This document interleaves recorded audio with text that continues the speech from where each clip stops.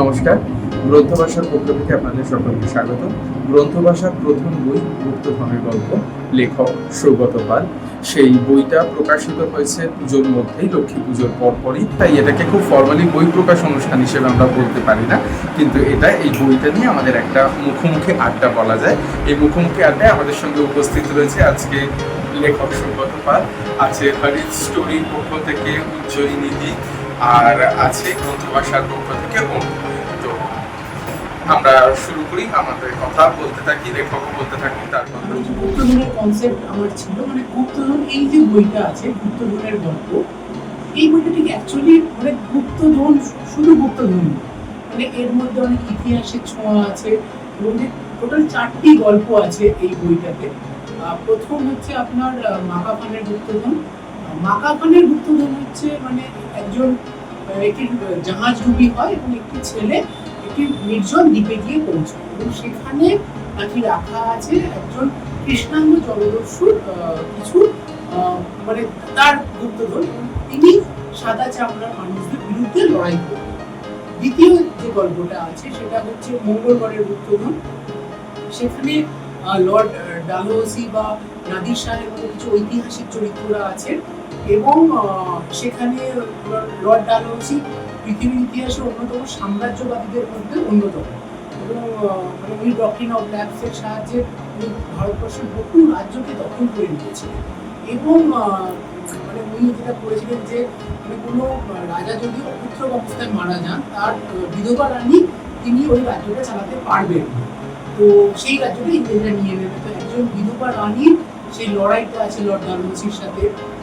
এরপর থার্ড যে গল্পটা হচ্ছে সেটা হচ্ছে অত্যাচারী কবির গুপ্তধন। এটা একটু স্পয়লার আমি দেবো না, এখানেও একজন সাম্রাজ্যবাদী এবং একজন ঐতিহাসিক চরিত্র আছে।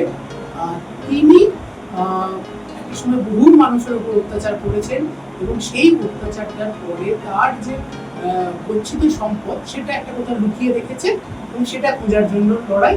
এবং শেষ যে গল্পটা আছে সেখানে একজন বাংলার ইতিহাসে একজন হারিয়ে যাওয়া রাজা, তার সাম্রাজ্য বহুদিন আগে কালের তলে হারিয়ে গেছে, তার একটি গুপ্তধন আছে এবং সেগুলো এখানে খোঁজার চেষ্টা করা হয়েছে।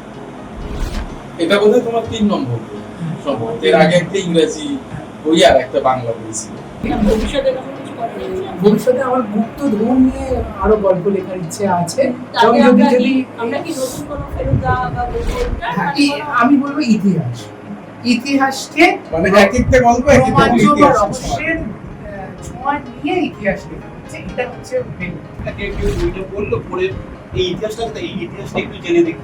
মানে এমন অনেক গল্প আছে যেখানে ইতিহাসটা কিন্তু খুব প্রমিনেন্টলি আছে, মানে সত্যিকারেরই ঘটনার পর ঘটনা ধরে পরপর কি হয়েছিল এরকমও ব্যাখ্যা রয়েছে। মানে মহা সমারোহে শরীর সাজে সাজিয়াছে, বন্ধন তারে করিয়াছে কত নীরব প্রকৃতি, অর্ধ বৃত্তাকারে তব উদরে আছে জুড়ে অতল পথের দরজার প্রথম জ্যোতি।